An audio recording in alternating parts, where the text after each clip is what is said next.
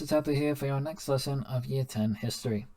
This lesson we are looking at developing our understanding of the history of Indigenous Australian rights. Success criteria is to outline practices, tools and policies designed to discriminate and segregate Indigenous Australians. So, connecting back to what we looked at in the last lesson, the arrival of British settlers in Australia had a profound impact on the Aboriginal people.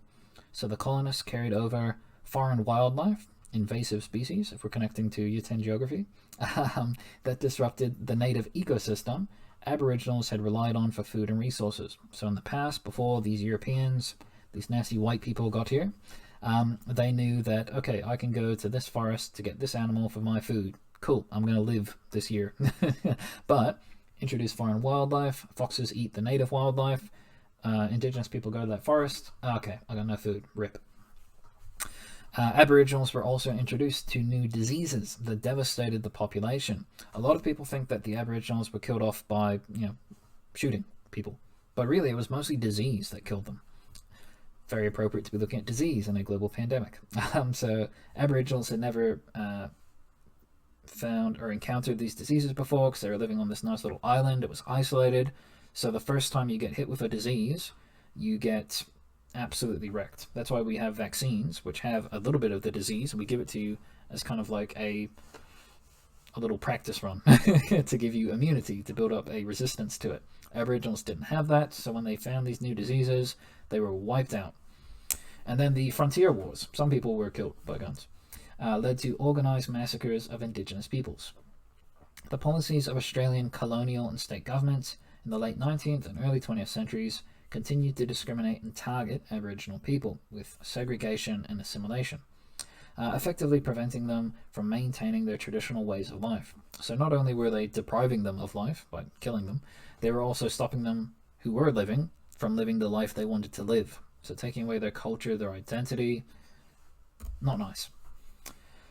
Now, the lives of Indigenous people were managed by the Aboriginal Protection Boards, the APBs. You would think that with a name like that, they were the good guys. No. These organizations, the APBs, were set up by the government to police the actions, rights, and practices of the Aboriginals. They were not created to support Indigenous people. Their role was effectively to manage a dying race of people. So they were there to very quietly push them to the side, push them out of the country, into extinction. This was completed through segregation and assimilation.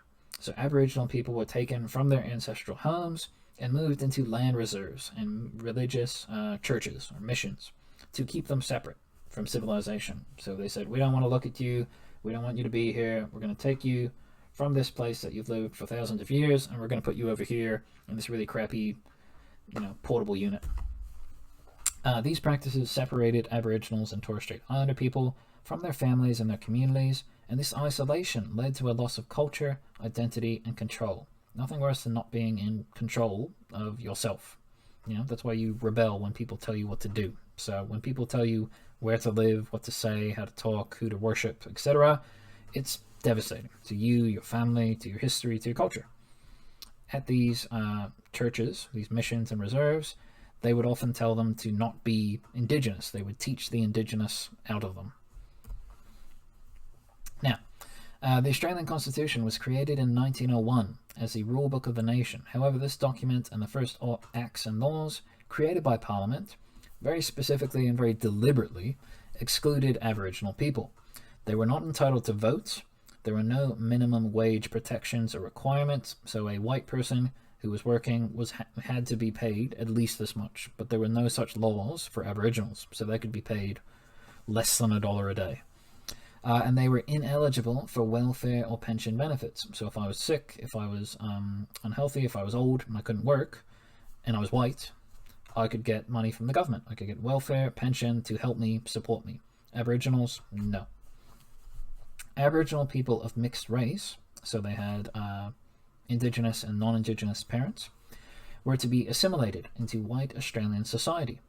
To remove the Aboriginal problem, the government planned to control the colour of the people, which is just such an awful sentence to read. The government also created segregation policies that excluded Aboriginals from everyday activities.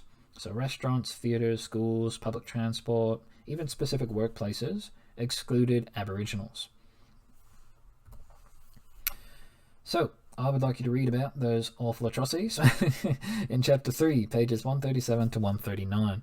So again, textbooks in Compass and in Google Classroom. So you're reading through 137, 138, and 139. To answer the following questions. Question 1. Why do you believe the government attempted to keep Aboriginals separate from white society with the creation of missions and reserves? So why did they bother creating these places just for Aboriginal people and putting all the Aboriginal people in these places? Question 2. Describe the national assimilation policies and practices targeted at Aboriginal Australians. So what were they doing to assimilate Aboriginal Australians, to make them be Australian, to get rid of their culture and identity? And are there similarities to post-World War II immigration policies? You guys see that word assimilation? I'm hoping you remember something from immigration, our last day of study in term 3. Can you see any similarities between the two policies aimed at Aboriginals and immigrants?